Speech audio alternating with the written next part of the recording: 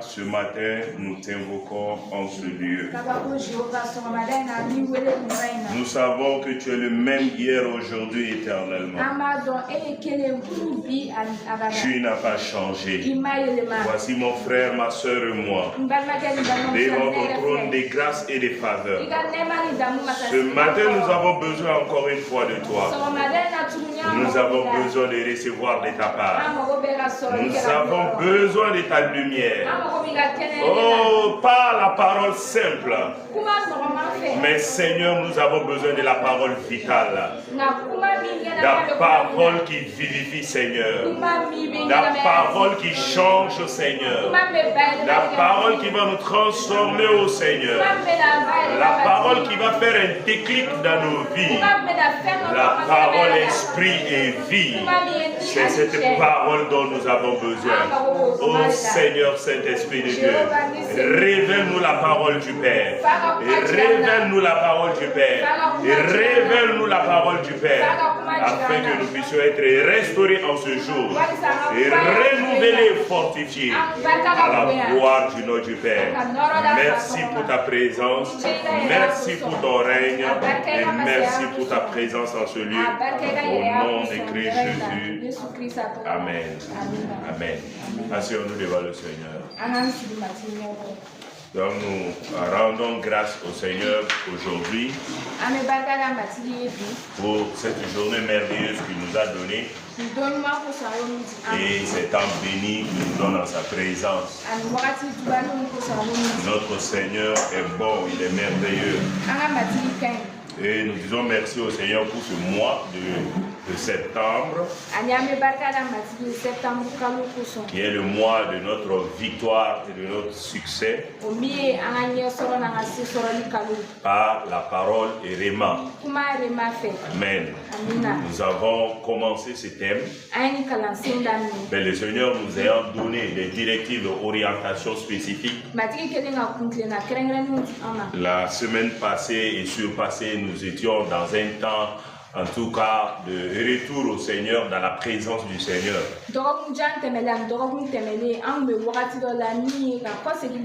C'est pourquoi nous avons un peu écourté ce thème.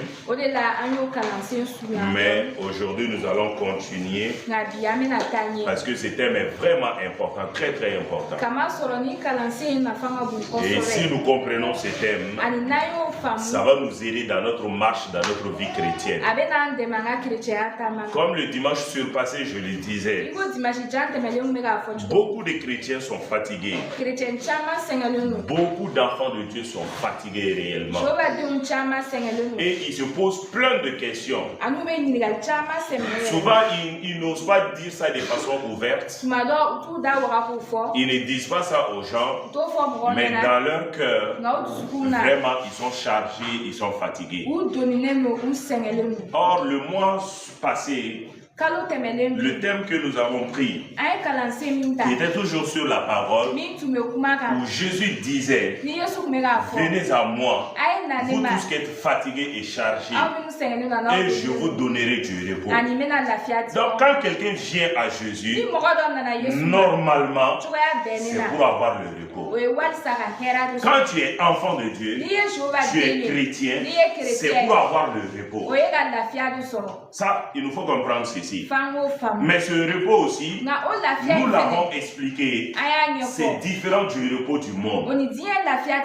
C'est un repos qui réellement te donne d'être dans le calme et dans le repos, quel que soit tout ce qui va arriver. C'est un repos qui est réellement, c'est-à-dire, même si tout se déchaîne autour de toi, mais toi quand même, au plus fort de toi, dans ton intérieur, tu as l'assurance, tu as la certitude que le Seigneur est avec toi et qu'il ne va pas t'abandonner. Et quelle que soit la situation, que toi tu vas t'en sortir. Donc, venir au Seigneur, être un enfant de Dieu, cela veut dire que tu dois avoir du repos. Mais cela ne veut pas dire aussi qu'il ne doit pas y avoir de problème. Nous avons dit cela. Souvent, il peut y avoir des problèmes, des situations difficiles.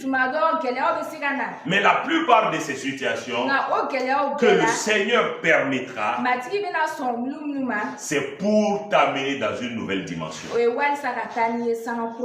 Donc, dans ces situations difficiles, dans ces problèmes ou des attitudes où tu ne comprends rien, que le Seigneur envoie, il va quand même te donner l'assurance, il va te montrer qu'il est avec toi, il va te prévenir au préalable, il va te soutenir et t'aider. Mais si réellement toi aussi tu ne comprends pas cela, pendant ce moment-là, où le Seigneur veut te promouvoir, où le Seigneur veut t'amener dans une nouvelle dimension, si toi tu n'as pas compris cela, et que tu te mettes à parler contre le Seigneur, et encore à diffamer les gens qui sont autour de toi, et les tenir responsables des choses qui t'arrivent, ce qui est sûr, cela veut dire que tu n'as pas compris le plan de Dieu. Et si tu n'as pas compris cela, tu vas échouer à cet exercice-là.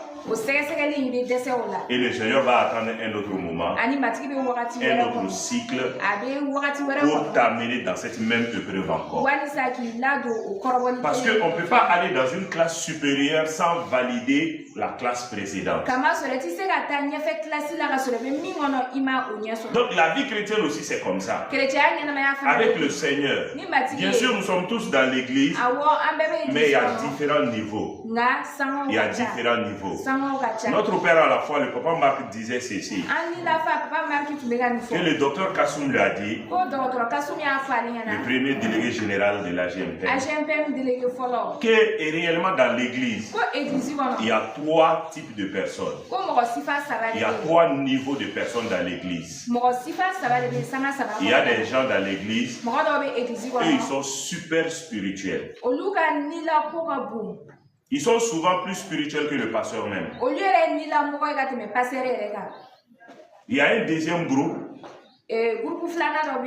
Eux là, c'est-à-dire il faut les pousser pour qu'eux-mêmes ils prient. C'est-à-dire ce sont des chrétiens. En tout cas, ils viennent à l'église quand même. Voilà, ça c'est leur vie chrétienne. Si on leur dit de faire quelque chose qui les plaît, ils font. Mais si ça ne les plaît pas aussi, on est bon chrétien, mais il y a un troisième groupe aussi, et ils sont au milieu, entre ces deux groupes-là. Ils ne sont pas trop spirituels, ils ne sont pas aussi trop charnels. En tout cas, ils sont au milieu là-bas. Et si tu es un pasteur, tu dois pouvoir marcher avec ces 3 groupes qui se trouvent dans l'église. Et si tu n'arrives pas à faire cela, c'est que l'église sera basculée d'un seul côté. C'est un des groupes qui va conduire l'église. Donc, dans la vie chrétienne, là, nous devons chercher à connaître les fondements, les choses réelles que le Seigneur veut de nous. La paix qu'il veut nous donner, la grâce, la faveur qu'il veut nous donner. Mais si ces choses n'y sont pas, et que la vie chrétienne est devenue un fardeau, moi je dirais même que ce n'est pas la vie chrétienne. C'est quelque chose qui ressemble à la vie chrétienne. Parce que Jésus dit, venez à moi, je prendrai vos fardeaux, je vous déchargerai et je vous donnerai du repos. Il dit, prenez mon joug. Nous avons expliqué ces choses.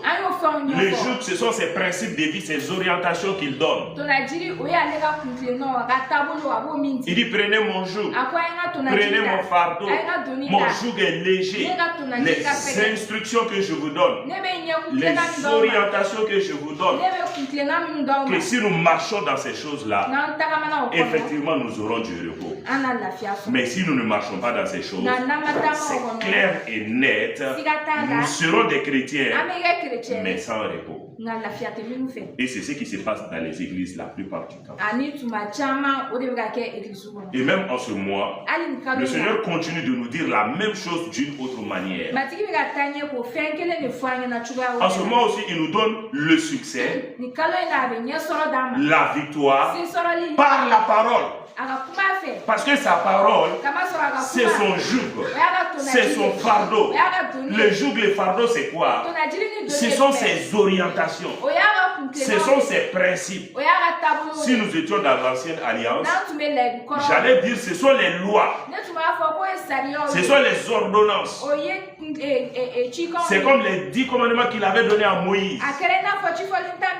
Il a dit à Moïse de dire à tout le peuple d'Israël, si vous marchez selon la loi, vous serez mes enfants. Je prendrai soin de vous et vous serez dans le repos. Et c'est ce que les enfants d'Israël aussi n'ont pas pu faire. Marcher dans la parole de Dieu. Obéir à la parole de Dieu. Nous avons vu le mois passé l'exemple de Saül. Saül n'a pas pu obéir à la parole de Dieu. Et qu'est-ce que Saül faisait? Les sacrifices. Il faisait les sacrifices. Et comme nous l'avons dit, même aujourd'hui, dans beaucoup d'églises, ce que les chrétiens aiment beaucoup plus, ce sont les sacrifices. Ah, j'ai donné ça à Dieu. Ah, j'ai fait 40 jours de jeûne et prière. Ah, c'est moi qui m'occupe de l'église, de l'entretien de l'église. Financement dans l'église, sans moi, l'église là-même, c'est moi. Si moi je donne mes dîmes et mes offrandes, moi je prie tout le temps. Matin, midi, soir, je prie. Je suis dans le conseil missionnaire. Je suis dans le groupe musical. Je suis le pasteur. Je prêche dans l'église. Non, mais je me bats pour les enfants de Dieu. Hein. Je fais ceci, je fais cela. Ça, ce sont les sacrifices. Ça, ce sont les sacrifices que tu fais pour le Seigneur. Mais ce que le Seigneur aime, c'est plus l'obéissance.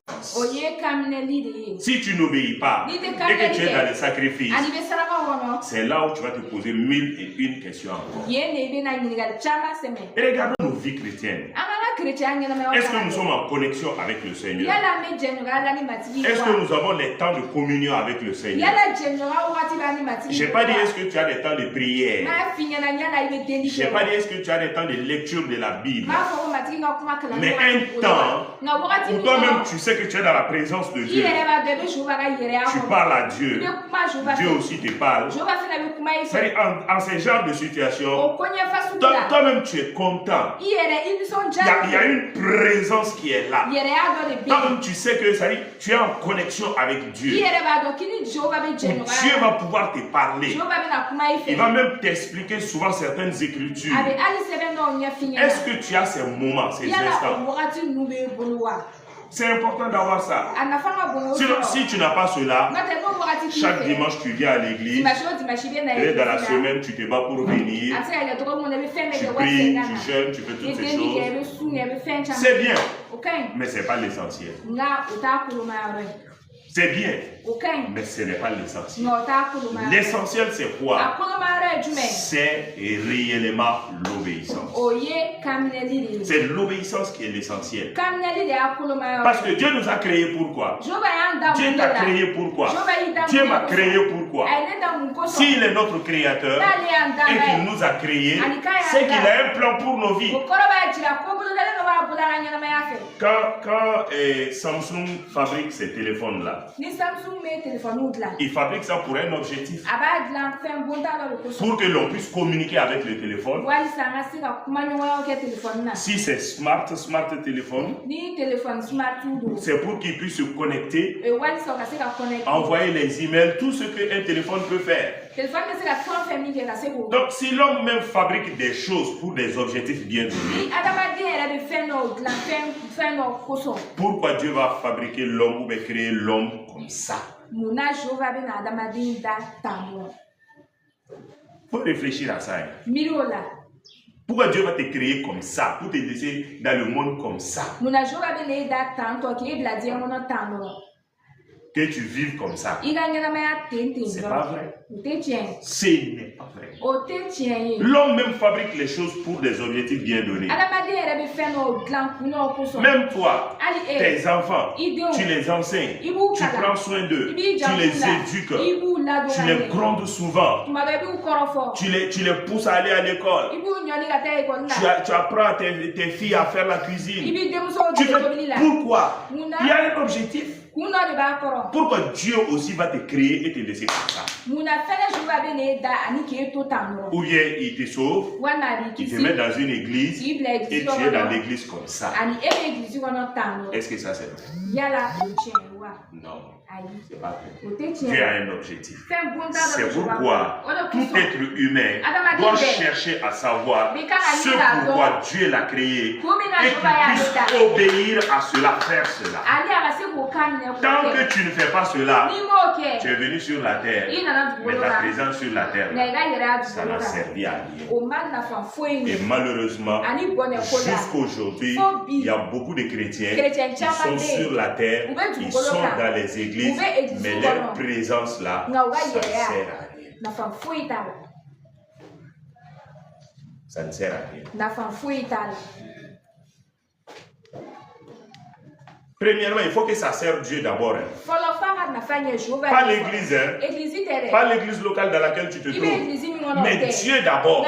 C'est pourquoi j'insiste sur la communion, la relation avec Dieu. Sinon, tout ce que tu vas faire dans l'église là, on vient, on chante ici, on donne nos dîmes aux offrandes, on prend la table du Seigneur, on vient prendre 2 heures, 3 heures ici. Dans la semaine, on prie, on fait beaucoup de choses. Toutes ces choses-là sont bonnes, mais ce n'est pas l'essentiel. Il y a beaucoup de chrétiens, si les églises fermaient, leur vie chrétienne allait être fermée aussi.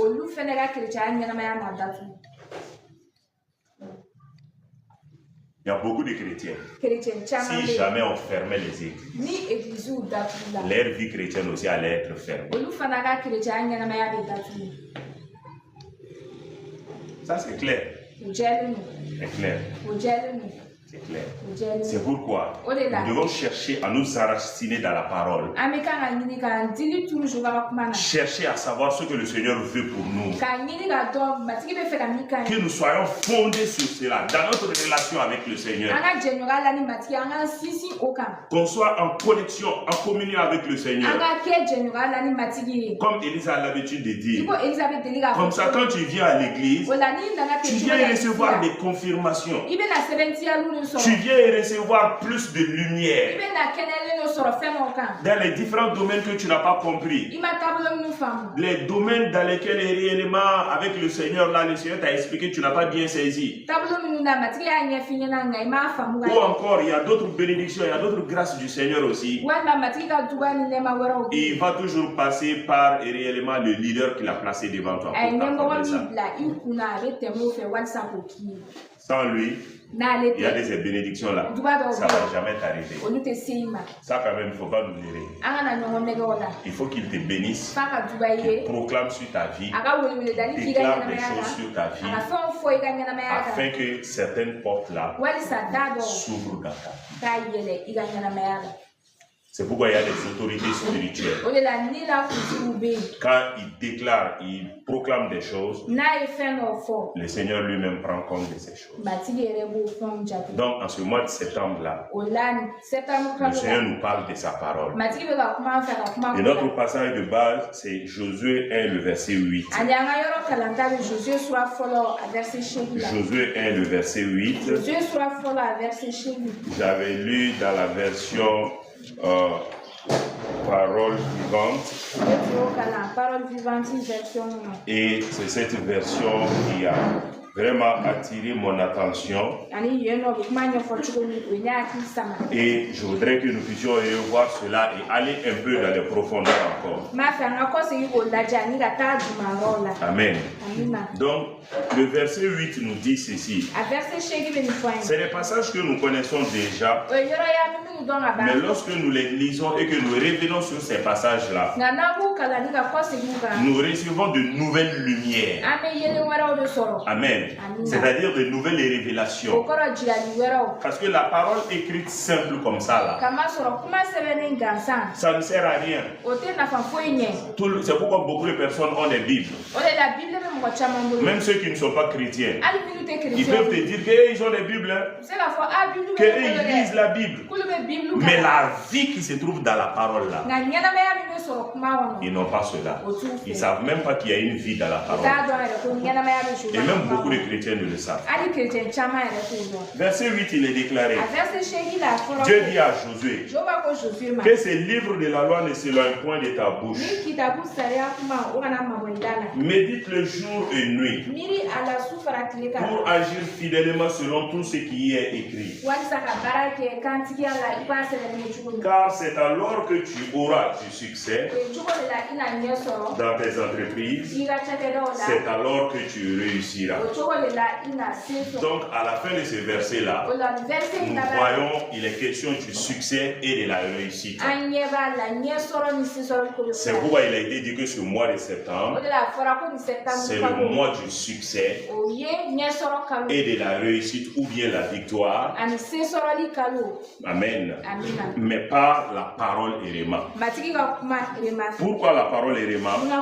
Parce que le début du verset dit que ce livre de la loi, c'est-à-dire les paroles du Seigneur, les commandements que Dieu avait donnés au travers de Moïse, donc la parole de Dieu, que cette parole ne s'éloigne pas de ta bouche, que cette parole soit toujours dans ta bouche. Donc ton succès va venir de là, ta réussite aussi va venir de là. Si cette parole est dans ta bouche, si cette parole tu la proclames toujours, tu déclares toujours cette parole, cette parole se voit toujours dans tes échanges avec les gens. C'est pourquoi il est dit dans la version parole vivante là, il est dit et répète sans cesse les enseignements du livre de la loi. Il est dit de les répéter sans cesse. Et répéter sans cesse. Ça veut dire il faut que ces paroles là soient toujours dans ta bouche. Et attendons un peu et regardons. À longueur de journée, nos paroles là sont axées sur quoi? Quelles sont les paroles qui sortent chaque fois de nos bouches? La plupart du temps. Est-ce que c'est la parole de Dieu? Est-ce que ce sont les paroles et réellement du livre de la loi? Est-ce que ce sont ces paroles? Tant que ce ne sont pas ces paroles, ce serait très difficile. Parce que c'est ce que j'ai dit. Nous sommes arrivés à un moment, il faut qu'on s'arrête, qu'on examine un peu. Et regardons nos vies chrétiennes. Nos vies chrétiennes sont fades.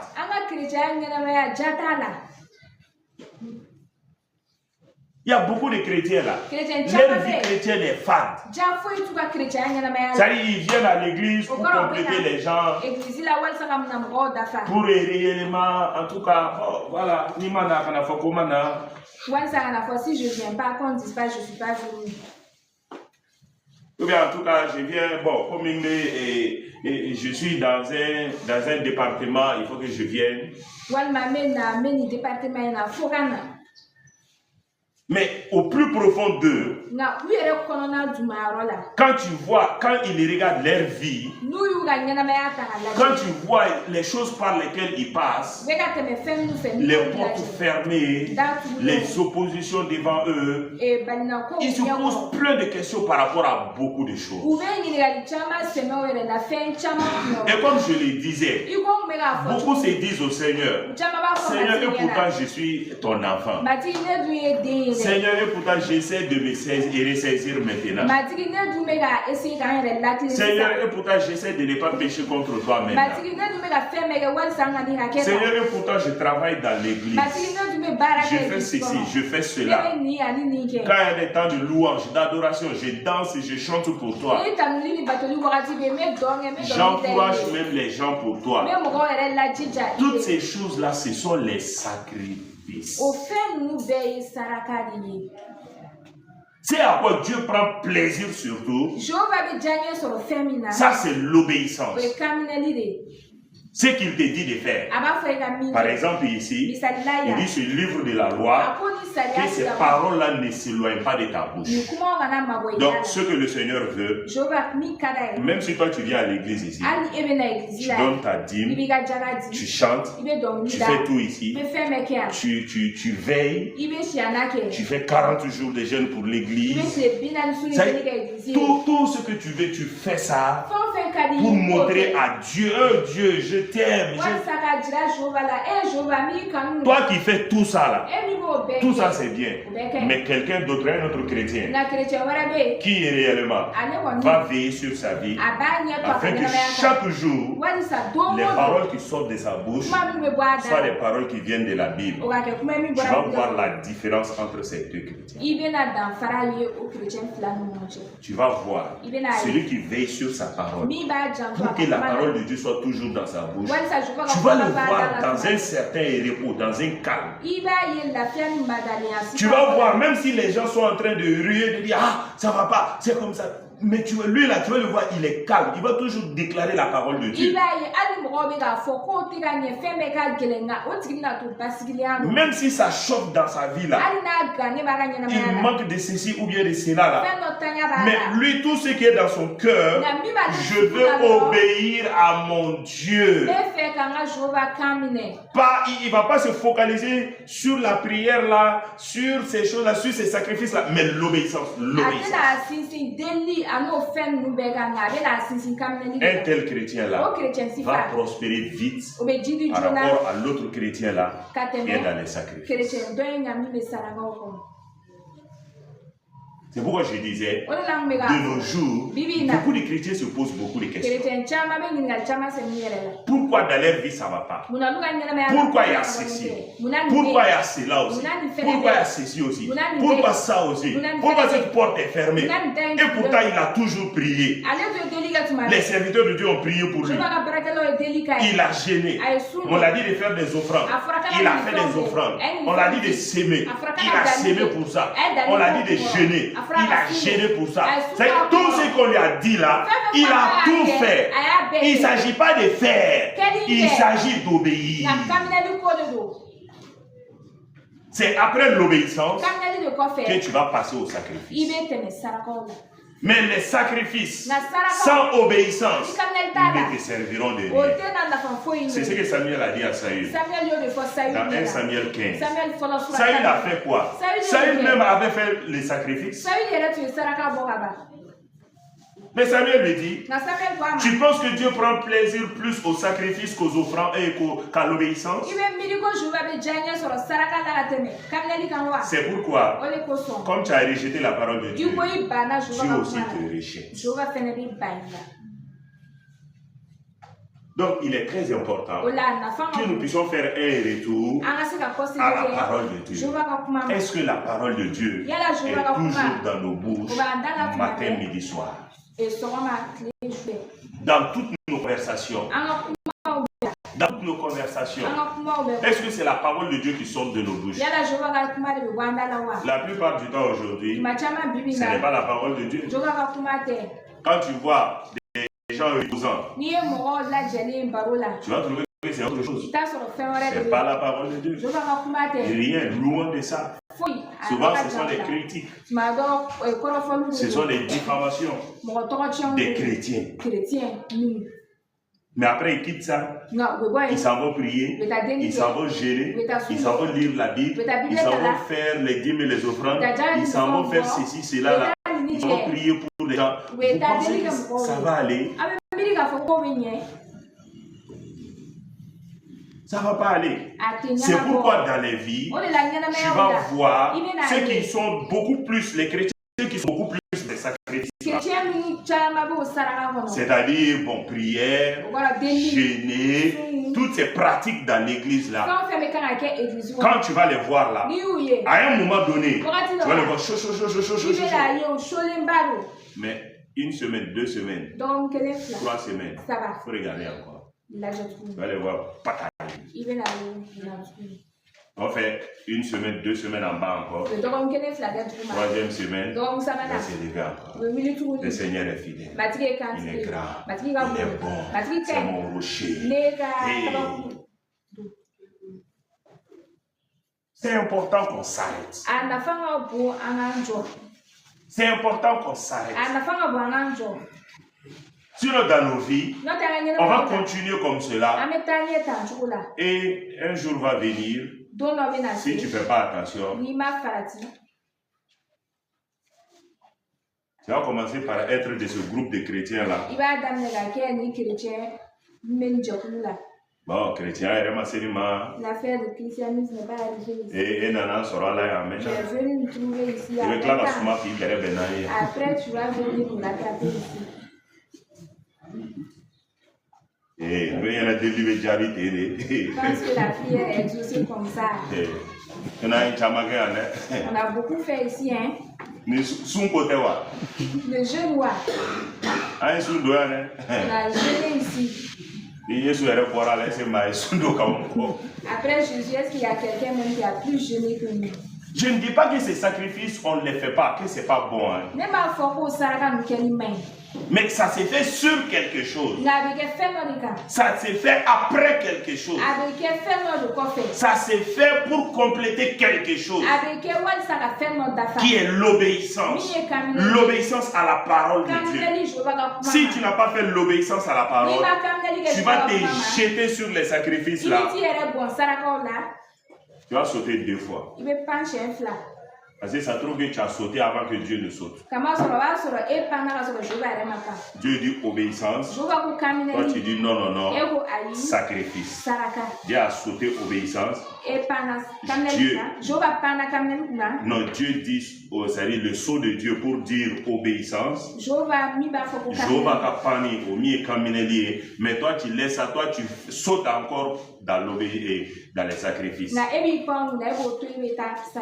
va dire, il va me trouver ici. Quand ça va chauffer très bien, tu vas venir pleurer encore devant Dieu. Je t'ai dit de sauter l'obéissance. Il faut sauter ça d'abord. Tu as dit, Dieu, pourtant moi j'ai fait ça, j'ai fait. Il dit, non, la vie chrétienne là, c'est pas faire. Nous pensons que la vie chrétienne, c'est que nous faisons quelque chose, nous devons faire quelque chose. Le salut là, c'est toi qui as fait. C'est toi qui es mort à la croix. En tout cas, moi je ne suis pas mort à la croix pour quelqu'un. Si on veut m'attraper là, j'ai risque de fuir. Hein. M'attraper pour aller me crucifier. Je vais me chercher d'abord. C'est Dieu qui a fait. C'est Dieu qui a fait. La vie chrétienne là, Dieu a fait. Dieu te dit, viens prendre. Son fils Jésus, il a crucifié à la croix pour tes péchés, pour tes iniquités, pour tes malédictions, pour réellement ta pauvreté, pour tous les maux que tu peux expérimenter. Son fils a déjà tout payé. Et il te dit maintenant, est-ce que tu veux la paix? Est-ce que tu veux le repos? Tu dis oui, je veux le repos. Il dit alors, obéis à ma parole. Crois à ma parole. Accepte ma parole. Dis que ma parole, c'est la vérité.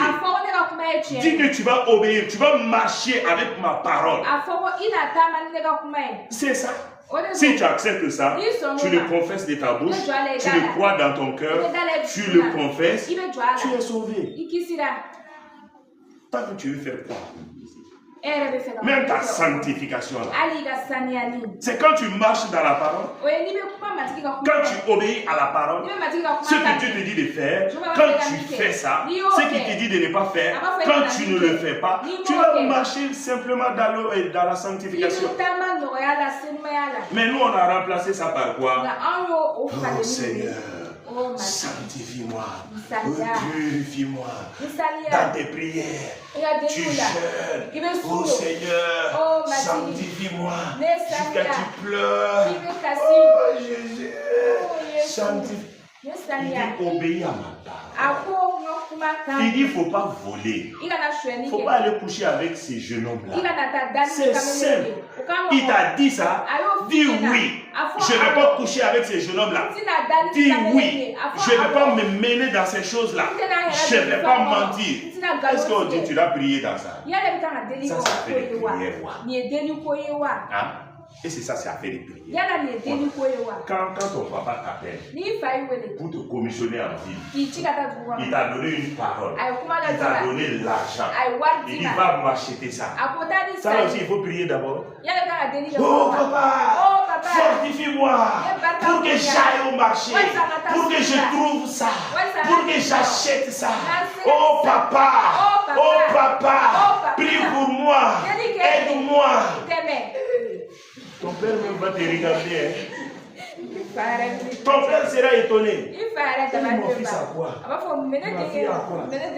Il te dit d'aller acheter ça. Tu as ma parole, va.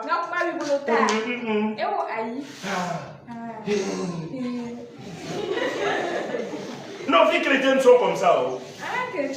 Disons-nous la vérité. Beaucoup d'entre nous là. On prie donc. Seigneur, sanctifie-moi. Aide-moi. Garde-moi dans la sanctification. Je ne veux pas pécher contre toi. Je ne veux pas faire ceci. Je ne veux pas faire cela. On fait ces prières, non? Oh. Mais c'est une question de prière. Obéis à la parole. Cherche à connaître la parole. Si tu connais la parole, cherche à obéir à la parole. Si tu n'arrives pas à obéir maintenant, tu peux le prier. Seigneur, par ton Esprit Saint, aide-moi à obéir à ta parole. Parce que quand j'obéis à ta parole, je vais marcher dans la sanctification. Mais au lieu de faire cette prière, on va dire oh Dieu, aide-moi, sanctifie-moi, purifie-moi, aide-moi. Je ne veux pas pécher contre toi. C'est la parole. Quand tu sautes sur la parole, quand tu n'obéis pas à la parole, ce n'est pas un manque de sanctification. Ça est devenu péché. C'est un qui va être péché. C'est important, il faut qu'on s'arrête. Il faut qu'on s'arrête. Même la plupart du temps, là, nous prions. Oh Seigneur, donne-moi l'argent. Donne-moi l'argent. Et tu sais comment on trouve l'argent. Tu sais ce que Dieu t'a dit. Mais tu ne veux pas obéir à ça. Tu viens dans la prière. La prière là est facile. Ce ne sont même pas des vraies prières. Parce que souvent tu viens prier, 5 minutes après, on te demande qu'est-ce que tu as prié.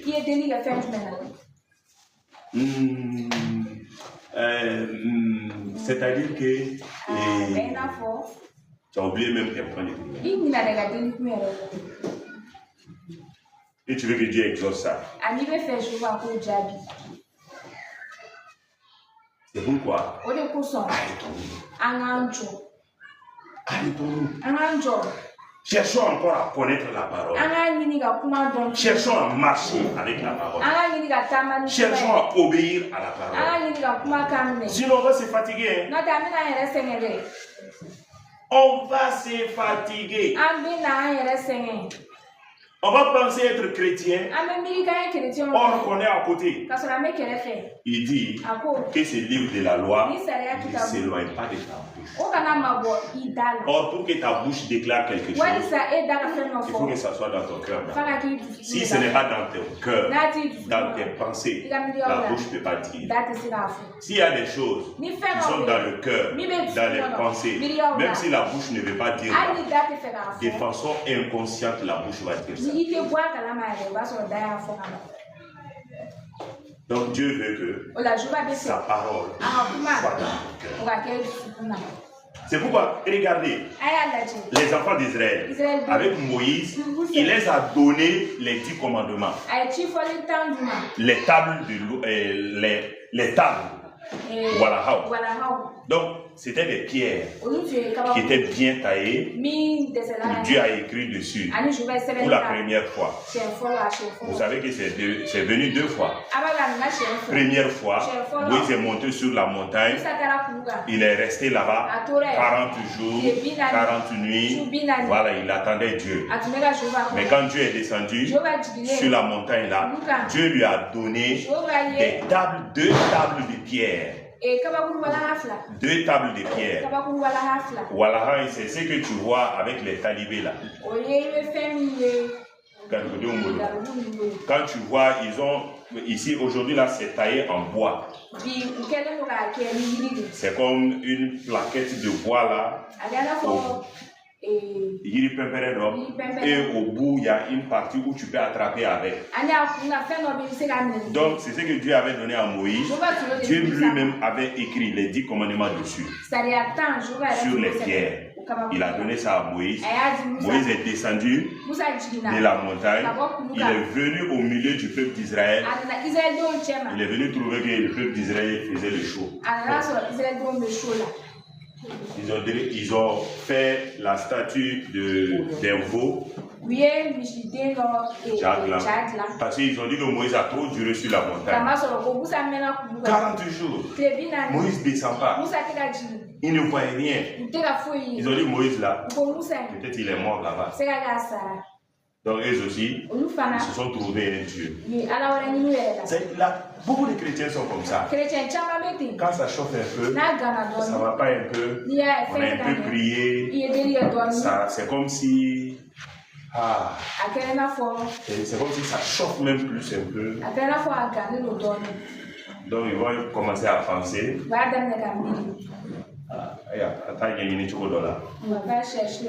C'est pourquoi dans certaines églises, tu vas trouver même des chrétiens qui partent chez les marabouts. Même des pasteurs.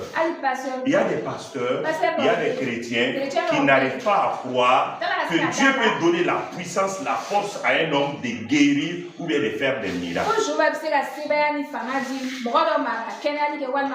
Qui ne croient pas à ça. Bon, si eux-mêmes ne croient pas à ça, pourquoi Dieu va leur donner ça? Pourquoi? Pourquoi il va leur donner? La Bible est claire. Vous voyez, tout revient à la parole là. Il faut croire, il faut accepter, il faut marcher avec ça, il faut méditer ça dans ton cœur, il faut proclamer ça de ta bouche.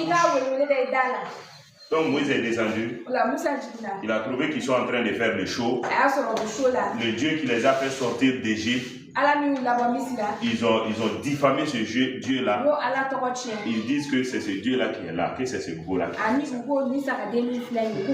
Regardez les ça y est, je ne sais pas comment dire.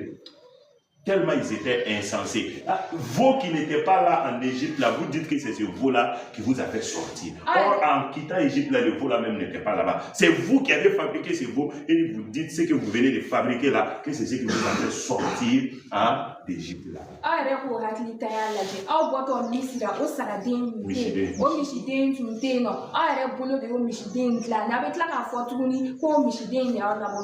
Et c'est ça, c'est possible.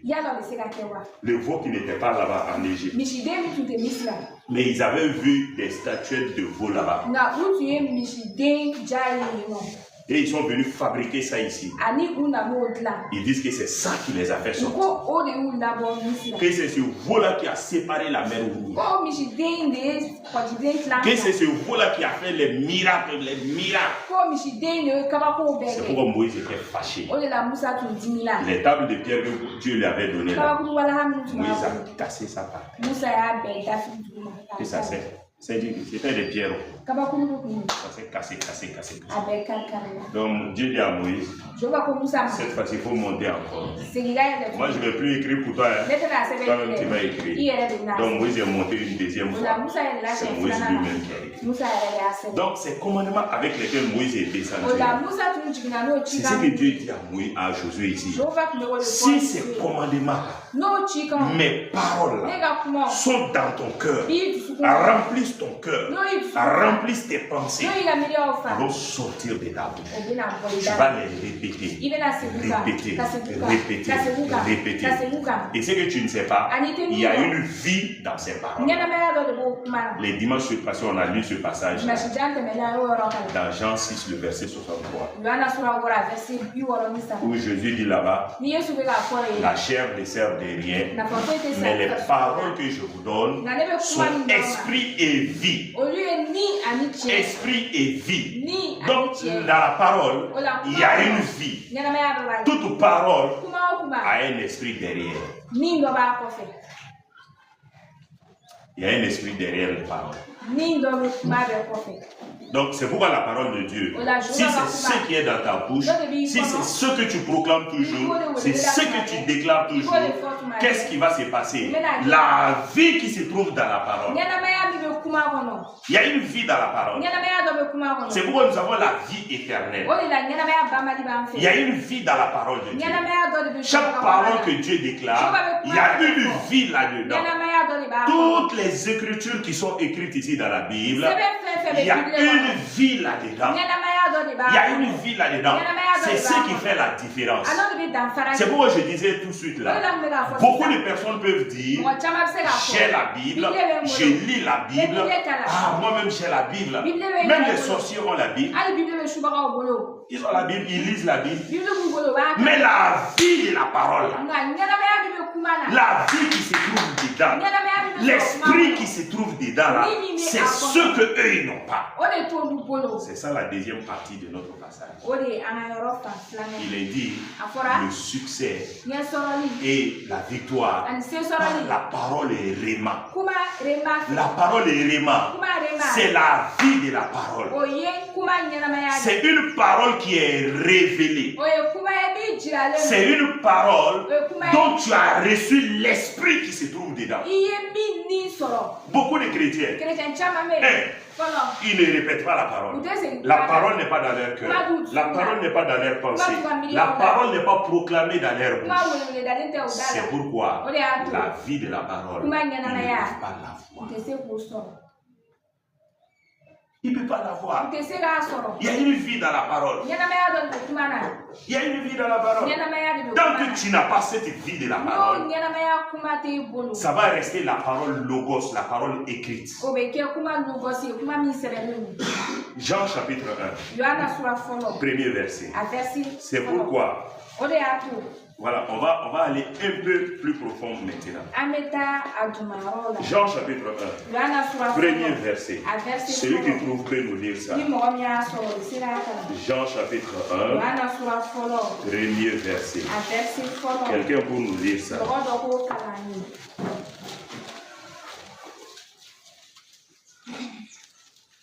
Jean chapitre 1. Oui.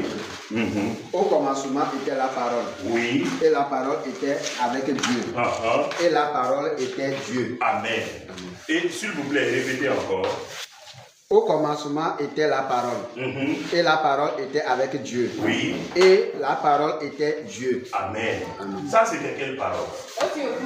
La parole est Réma ou la parole Logos?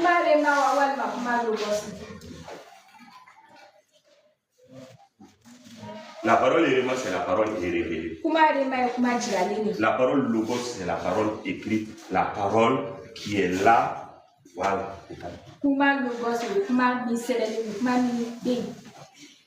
Donc, même en faisant la lecture de la Bible, si tu ne fais pas la différence entre ces deux-là, tu vas être mélangé.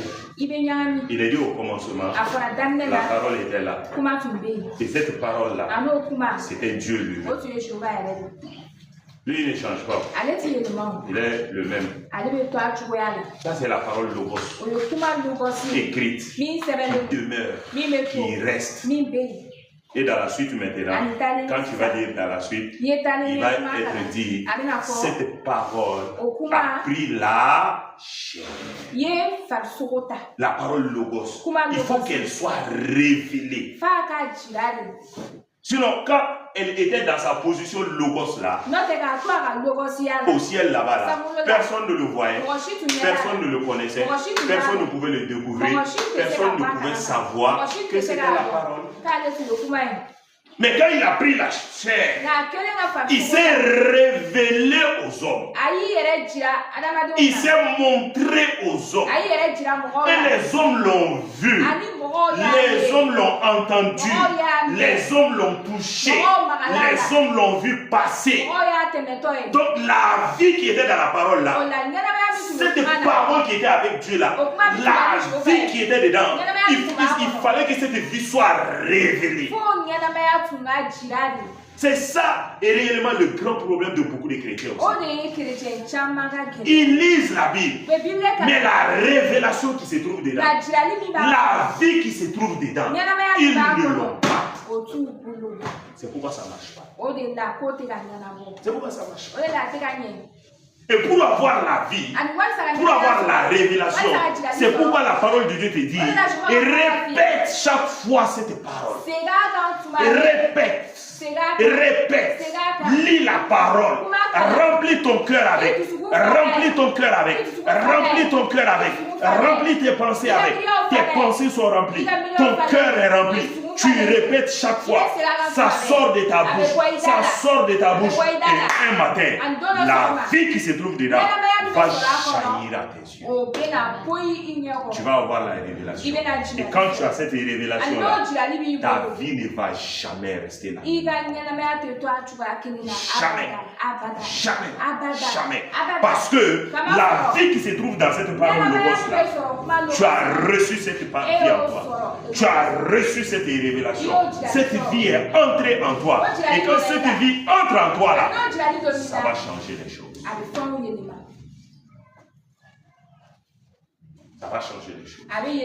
Mais tant qu'il n'y a pas cela aussi, ça ne marche pas. Ça ne marche pas. C'est pourquoi, vous voyez, il y a des pasteurs qui viennent, des mêmes passages que vous avez lus. Les pasteurs là viennent, ils lisent les mêmes passages. Quand ils vous expliquent ces passages-là, vous-même vous dites, et pourtant j'avais lu ça ici. Mais je n'ai pas compris comme ça. Pourquoi cette révélation-là, tu ne l'as pas eu. Cette vie-là, tu ne l'avais pas. Mais ce pasteur-là, comme lui, il a lu. Il a répété. Et répété encore. C'était dans ses pensées. C'était dans son cœur. Dans ses pensées. Dans son cœur. Il a prié dessus. Seigneur, je veux comprendre. Seigneur, qu'est-ce que ça veut dire? Il répète, il répète, il répète. Finalement, le Seigneur lui donne la réponse. Et il comprend. Et quand il comprend comme ça, il vient à l'église, lui aussi, il t'explique de cette manière. Tu es étonné, tu dis, c'est le même passage là comme ça. Et pourtant j'ai lu ça toute ma vie, mais je n'avais pas compris comme ça. C'est comme ça. Et tant que tu n'as pas ces révélations, la Bible, tu vas toujours lire, mais ça ne va pas te changer. Tu vas toujours lire, ça ne va pas changer ta vie. Tu vas toujours lire, tu vas prier dessus, tu vas penser que tu es en train de lire la Bible, que tu es en train de comprendre la parole, mais en réalité, tu es en train de passer à côté. C'est pourquoi le succès là, la victoire là, ne viendront que par la parole et les La parole est révélée. La parole où tu as reçu la vie, où l'esprit de la parole t'a été manifesté. Et quand tu vas comprendre ça, à partir de ce jour-là, ta vie là va changer. Totalement. Quelqu'un qui a la révélation de la parole, quand il va te parler, souvent quand tu ne comprends pas, ça veut dire que lui là il est fou. Et comment il peut dire ça? L'exemple que nous avons pris le dimanche passé sur Jésus, quand Satan l'a tenté, il a parlé, il a dit, il est écrit, l'homme ne vivra pas de pain seulement. Vous pensez que Jésus a dit ça simplement comme ça? Non. Il avait la révélation. Il croyait en ça. Cela le remplissait. Il se répétait ça chaque fois. Il se répétait ça chaque fois. Et c'est pourquoi, quand Satan l'a tenté seulement, il y a Satan, je ne connais même pas. Il est écrit, l'homme ne vivra pas de pain seulement. Il était en train de dire à Satan, je suis en train de me révéler que je suis le fils de l'homme, que je ne suis pas fils de Dieu. Donc je suis être humain simple comme ça. Non, je te montre, moi je suis fils de Dieu. Et être fils de Dieu, là, ce n'est pas la chair seulement, mais c'est plutôt l'esprit. Il disait ça à Satan. C'était des paroles codées. Ils se comprenaient entre eux. Ils se comprenaient entre eux. Parce que Satan est rusé. Quand il vient, s'il veut t'attaquer à gauche, il va venir à droite. Et quand toi tu vas te focaliser sur droite là, tu es en train de regarder ça là-bas, il va t'attaquer à gauche. Dis à Jésus, tu as faim. Toi tu dis que tu es fils de Dieu. Mais pourtant tu as faim. Ah, faut manger, hein? Faut manger. Faut transformer ça. Si Jésus transformait ça, il avait obéi à qui?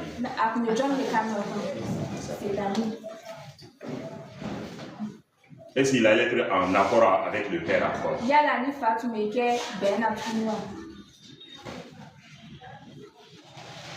C'est important. Et beaucoup d'entre nous, nous obéissons à Satan sans nous rendre compte. Tu t'es fâché. Moi, tu m'as dit ça. Tu m'as fait ça. Moi, je ne vais plus te pardonner. Quand tu dis ça, Satan est content. Les démons acclament. On a eu quelqu'un. Tu es chrétien. Mais ta vie là, c'est lié. Tu vas prier. Tu vas faire les sacrifices. Tu vas gêner. Tu vas donner 10 000 offrandes. Tu vas faire les sémences. Tu vas faire tout. Mais Dieu lui-même te résiste. Il a dit ça dans Jacques. Ceux qui n'obéissent pas là, c'est Dieu lui-même qui résiste devant. C'est pourquoi je le disais, il y a beaucoup de chrétiens dans les églises. Ils pensent que c'est Satan. En réalité, ce n'est même pas Satan. C'est Dieu qui fait barrière devant eux. Jehova yɛrɛ de kɛlen don balima ye u ɲɛ. Pourquoi? Munna? Parce qu'ils n'obéissent pas à la parole. Kama sɔrɔ u ti ka kuma kan Et mɛn. chaque fois que tu n'obéis pas à la parole, Ani tuma o tuma ni tɛ tu as kuma ouvert kan la mɛn. porte à Satan. I ye dayɛlɛ Setani ye. Dieu aussi croise les bras. Jehova fɛnɛ b'a tɛgɛw kun. Tu ne crois pas à ça, hein? I ma da o la dɛ. Tu ne crois pas. I ma da la Même dɛ. Jésus, Hali Yesu. lorsqu'il est devenu péché, A kelen juru. quand il était à la croix, là, K'a to gɛngɛ il jigi est la. devenu péché. A kɛlen La juru. Bible déclare Bible ko. le Père Fa. tournait le dos à Jésus. A y'a kɔ don Yesu ma. Le Père, Fa. il a tourné le dos à Jésus. A y'a kɔ don Yesu la. Parce que le Père avec le péché, Kama sɔrɔ fa ni juru ni. il ne peut pas évoluer ensemble. Olu ti se ka taa ni ɲɔgɔn ye. Le Père avec l'injustice, Fa ni tilemaliya. ils ne peuvent pas aller Ti ensemble. se ka taa ni ɲɔgɔn Même ye. si tu es chrétien, Hali ye si tu chrétien. es injuste, N'i ye Dieu tilemali n'est ye. pas de ton côté. Jehova t'i fan fɛ. Même si tu es chrétien, Hali ye chrétien. même si tu es pasteur, Hali ye pasteur tu ye. es injuste. I ye tilemali Dieu ye. n'est pas de ton côté. Jehova t'i fan fɛ. Et Satan peut te frapper. Ani Setani bɛ se k'i gosi. Dieu ne va rien dire. Jehova tɛna foyi Il kɛ. va fermer sa bouche. A b'a Il datugu. va regarder. A b'a lajɛ. Satan, Setani tu es malmené. k'i minɛ k'o juguya. Pourquoi? Munna? Tu n'as pas obéi à sa parole. I ma ka kuma Parce que kan. Dieu lui-même là, Jehova Dieu yɛrɛ. lui-même obéit à sa parole. Jehova yɛrɛ b'a ka kuma Quand kan. Dieu lui-même donne une parole, Dieu lui-même obéit à ça. Jehova yɛrɛ b'a ka kuma kan. Là où Dieu lui-même obéit à sa parole, Jehova yɛrɛ b'a ka toi kuma kan. tu ne veux pas obéir E tɛ fɛ et ka tu taa. veux que Dieu soit favorable. Ale bɛ fɛ Jehova ka k'o f'i Jamais. ye. Abada. Abada. Jamais. Abada. Regardez, A y'a quand lajɛ. Moïse est mort Musa salen. et que l'ange est venu chercher le corps de Moïse, Ani mɛlɛkɛ nana Musa suli. Awɔ. et il est dit que Satan est venu aussi A fɔra ko Setani fɛnɛ nana. pour dire que c'est lui qui va prendre le corps de Moïse. K'a fɔ k'ale de bɛna Musa su ta. Pourquoi? Munna? Moïse était en colère. Musa tun dimilen don.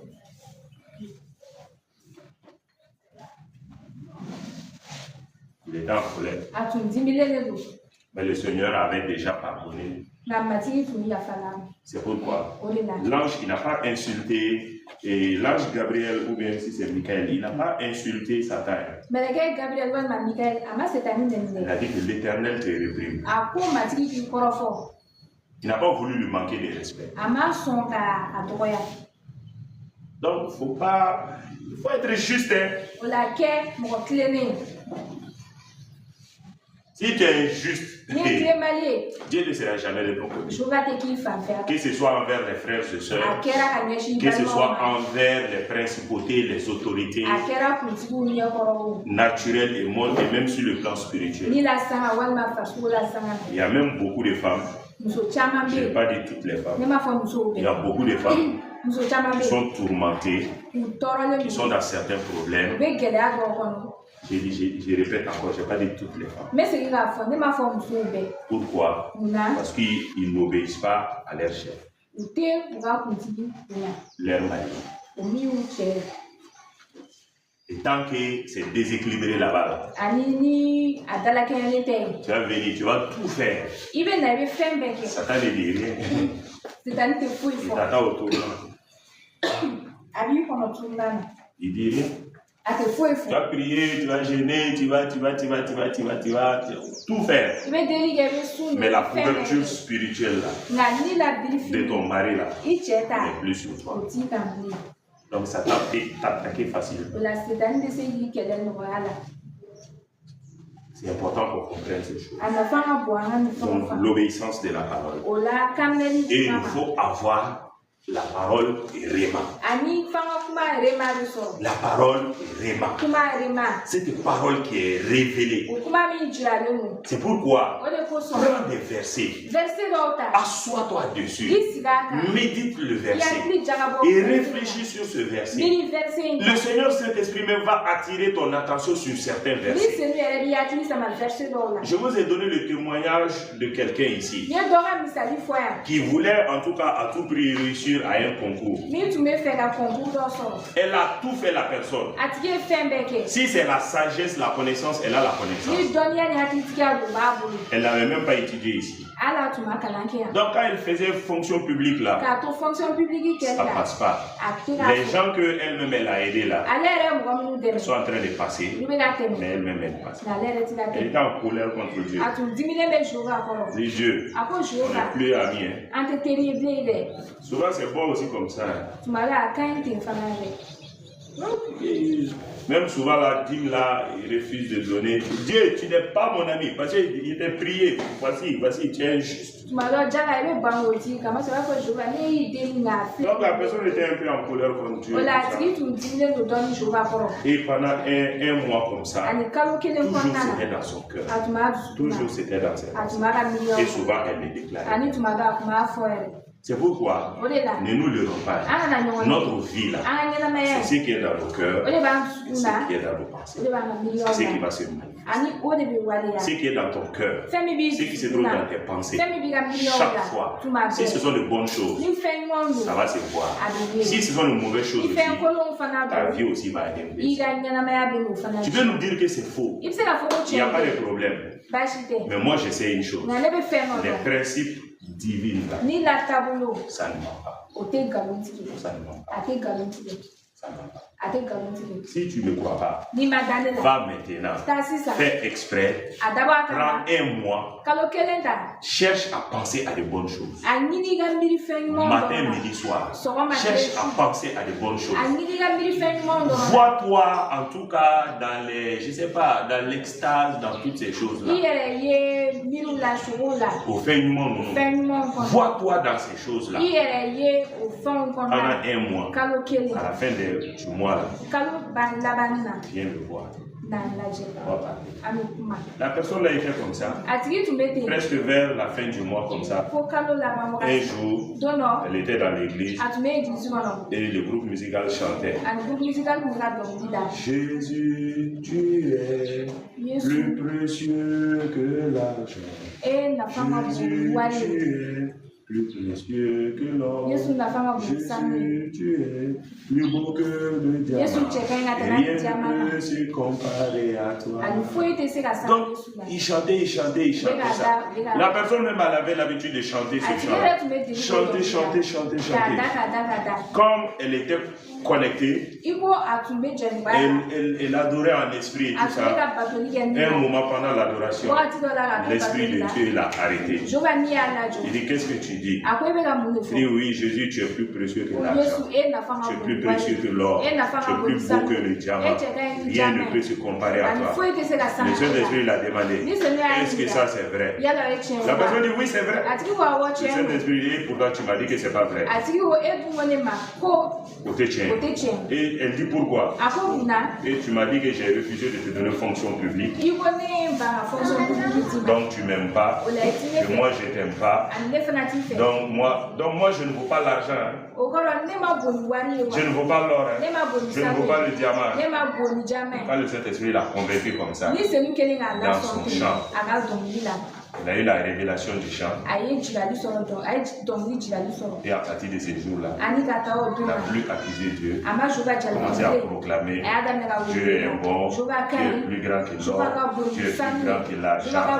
Si je trouvais fonction publique là, c'était pour avoir de l'argent, c'était pour avoir de l'or, c'était pour peut-être, même l'or là, peut-être je n'allais même pas avoir ça. Même le diamant là, peut-être je n'allais même pas avoir ça. Donc Dieu est plus que tout ça. Donc, même si je n'ai pas fonction publique, j'ai Dieu. Donc j'ai plus que fonction publique. À partir de ces jours-là, la personne est libérée et sa vie a changé. Tant que tu n'as pas la révélation de quelque chose, surtout la parole de Dieu, ça ne va rien faire. C'est comme ça aussi. Même dans la vie courante, dans la vie comme ça, tu peux accuser beaucoup de personnes. Il a fait ça. Il a dit ça. Il s'est comporté comme ça. C'est comme ça. C'est comme ça. Tu vas accuser beaucoup de personnes. Mais le jour où tu vas te retrouver dans leurs conditions, tu auras la révélation de ce qu'ils traversent. Et quand tu as cette révélation-là, ce jour-là, ton langage va changer. C'est pourquoi on ne va pas accuser les gens.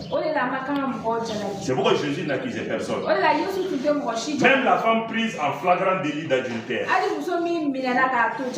Est-ce que Jésus l'a condamnée? Est-ce que Jésus l'a dit? Et toi là, pourquoi tu as fait ça?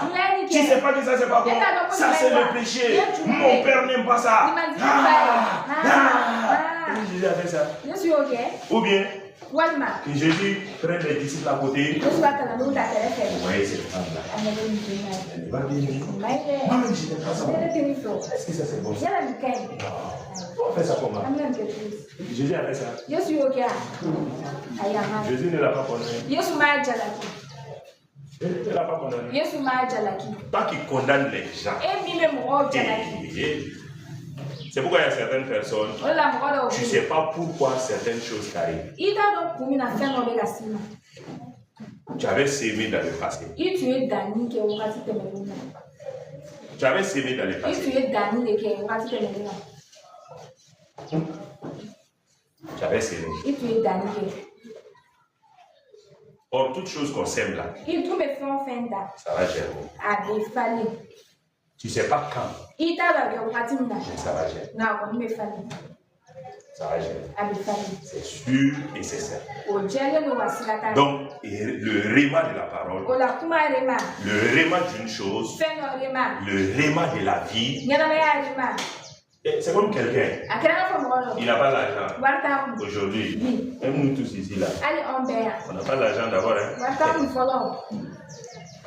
On va envoyer 10 millions dans le compte de quelqu'un ici là. Si on va me dire, pasteur, cherchez notre interprète. Moi je suis à Dubaï d'abord. Tu vois, tu as eu le réma de la vie en ce moment. Donc, tant que tu n'as pas le réma d'une chose là, ça dit que ce que tu dois avoir, tu vas pas. Tu ne vas pas l'avoir. Tu ne vas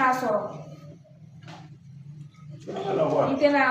Dans la parole de Dieu, c'est la même chose. On lit la Bible, on dit qu'on prie, on dit qu'on fait ceci, on fait cela.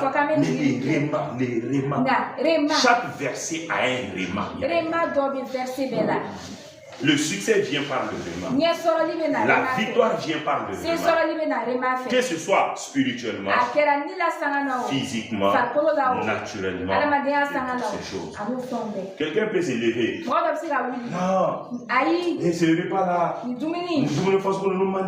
pas ce genre de ça veut dire quoi ça? Mais laisse. Si la personne tombe malade. Préparez-moi ça. C'est ça, j'aime. Pourquoi? La personne a vu réma de la chose.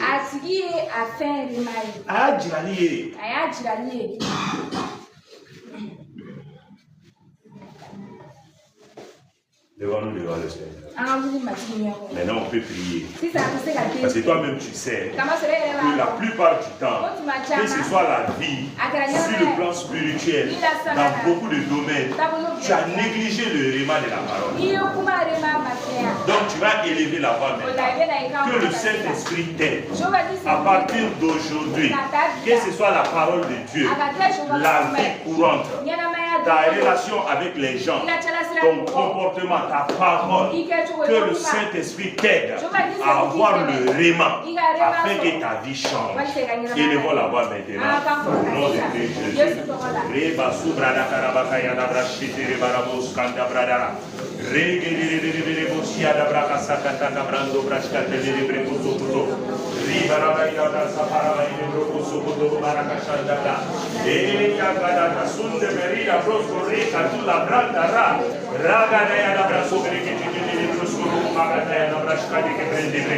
Rika tu kabra de braka tarabai da braso marada braka tarabai da bra. Rika tu makasunde bele rebeke ida brasto roko to koshkete de braki bre. Rika tu kabanda roko koshkete de baran skabarabali da braka taya. Raga da barabai da robo shoto marada kai na makasikete de breke sekete. Libra kuzumbra de brada la rika robo soto braka taya da braska de. Rika tu branda braka shadara brai de roko to. Les rémas. Seigneur, nous avons besoin du réma. Nous avons besoin de la révélation. Des révélations. Des choses que nous ne comprenons pas. Des choses que nous ne comprenons pas. Ta parole que nous n'avons pas comprise. Seigneur, les différentes situations de nos vies, les barrières, les obstacles dans nos vies. Oh, Rekapare Babouche, Rakatamaya da Brosokuru Barada Karakata da Brashke de Riga Braka Taina Maraka Sagata Brako Braka Shanta Brade Rekete Brako Soko Brada Rabaida Brosco Rekete Brako Shketere Ribra Brada Karabaida Brasokuru Baraka Taina Makashka. Béni soit ton nom, loué soit ton nom, au nom de Christ Jésus, au nom de Christ Jésus. Amen. Amen. Asseyons-nous devant le Seigneur. Je termine par ceci. Je pense que c'est important. Et je pense que ça vient du Seigneur. Tous les domaines de ta vie où réellement tu as prié fatigué, où tu ne comprends pas jusque-là, en tout cas pourquoi les choses demeurent comme ça. Demande au Seigneur de te donner le réma de cette situation. Tous les domaines de ta vie où tu as prié fatigué, où tu ne vois pas de solution, tu as gêné, tu as prié, tu as fait des offrandes, tu as fait beaucoup de choses, mais jusque-là, c'est comme si ça s'empire. Demande le réma, la révélation dans ce domaine-là. Demande le réma au Seigneur. N'oublie pas, ça peut prendre du temps. Ça peut prendre du temps. Et chaque fois, que ce soit dans ton cœur, que ce soit dans tes pensées, que ce soit dans tes lèvres, chaque fois, demande au Seigneur. Parle au Seigneur. Pas avec colère. Non, Seigneur. Mais je veux comprendre. Je veux comprendre. N'accuse pas Dieu dans ce domaine-là. Mais demande au Seigneur, tu veux comprendre, tu veux saisir. Et je crois très bien, par la grâce de Dieu, le Seigneur t'apparaîtra pour la gloire de son nom. Au nom de Christ Jésus. Amen.